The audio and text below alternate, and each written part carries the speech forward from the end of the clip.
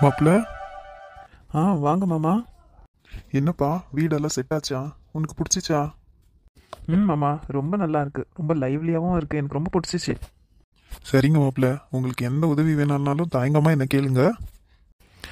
சரிங்க மாமா, கண்டிப்பா. அப்புறம் மாப்பிள்ள, என் பொண்ணை பார்த்து பேசுனீங்களா?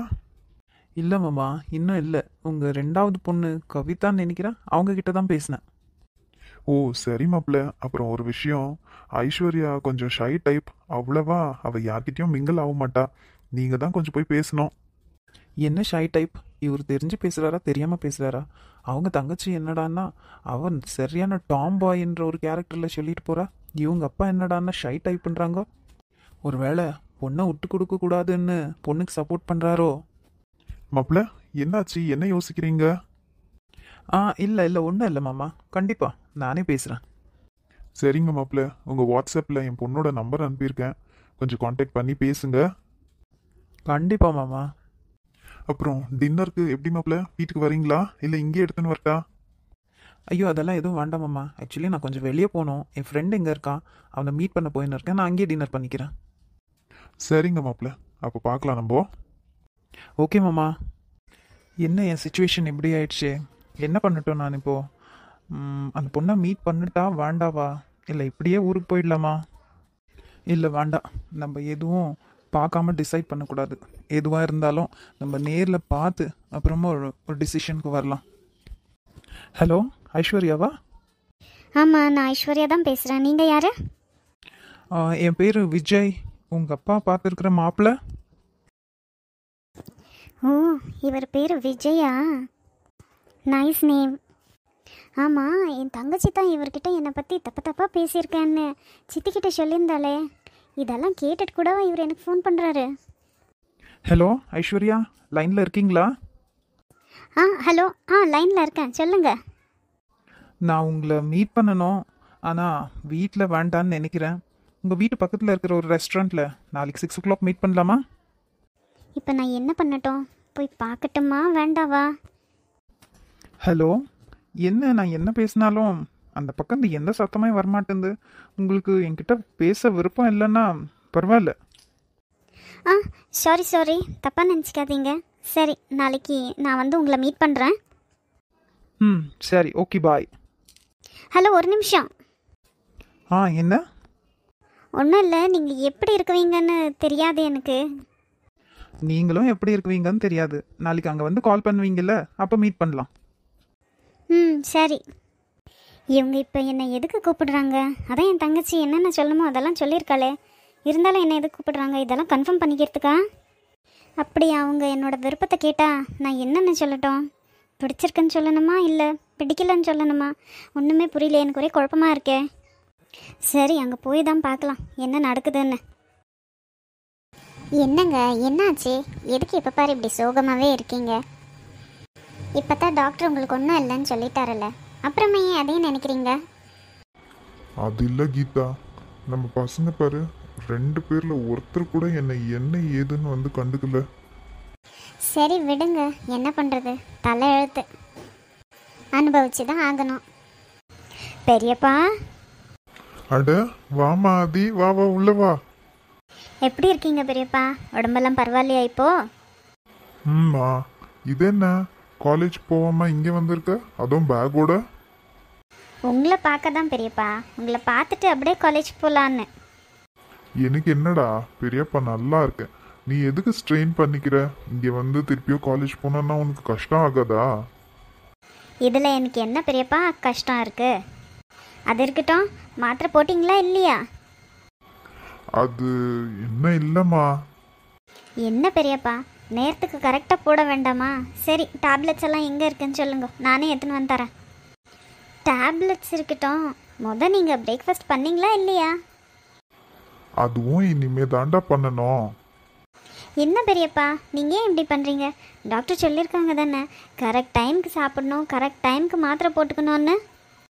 நானும் அதான் அதையும் சொல்லின்னு இருக்கிறேன். உங்கள் பெரியப்பா எதை பற்றியோ கவலைப்பட்டுன்னு உக்காந்து இருக்காரு. பெரியப்பா, இனி கவலைப்பட ஒன்றும் இல்லை. என்ன கவலைப்பட்டாலும் அது உங்கள் உடம்புக்கு ஆகாது. சரி இருங்க, ஃபஸ்ட்டு உங்களுக்கு நான் பிரேக்ஃபாஸ்ட் எடுத்துன்னு வந்து தரேன். பெரியம்மா நான் கிச்சன்லேருந்து எடுத்துன்னு வரட்டா? போ ஆதி, கிச்சனில் தோசை செஞ்சு வச்சுருக்கேன், அதை எடுத்துன்னு வந்து உங்கள் பெரியப்பா கூட. சரிங்க பெரியம்மா.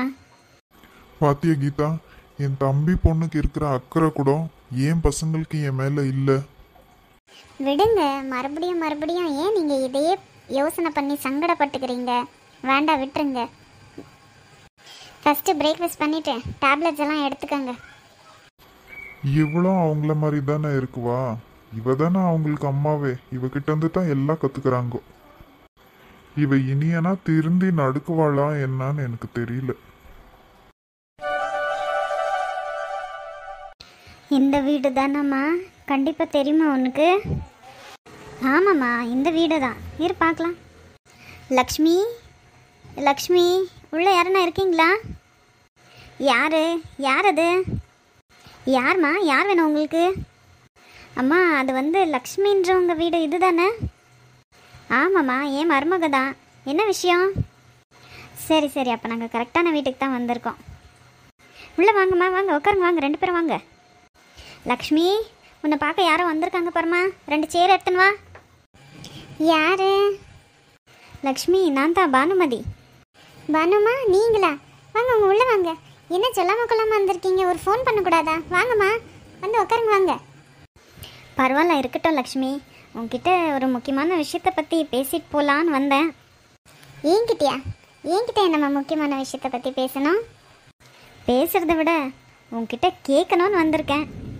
எதுவாக இருந்தாலும் உட்காந்து பேசலாம், வாங்கம்மா. அம்மா, நீங்கன்னா உட்காருங்க, வாங்கம்மா.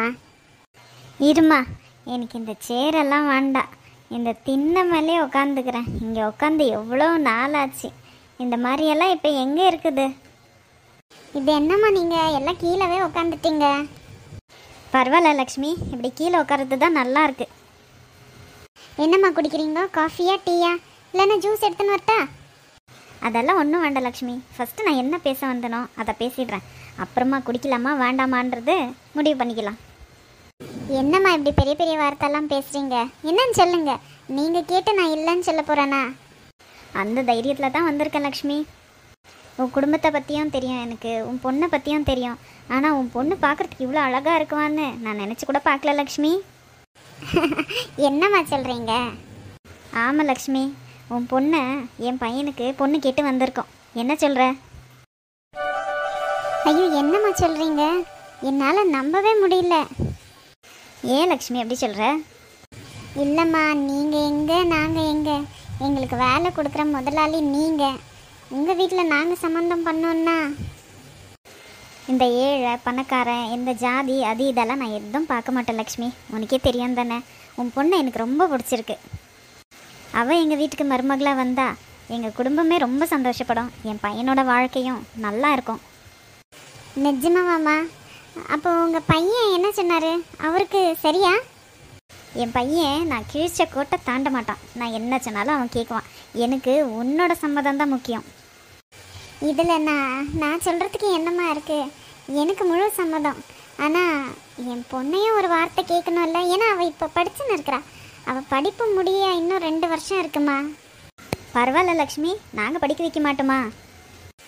நான் என் பொண்ணுக்கிட்ட கேட்டுட்டு இதை பற்றி உங்களுக்கு என்ன ஏதுன்னு முழு விவரத்தையும் சொல்கிறேம்மா.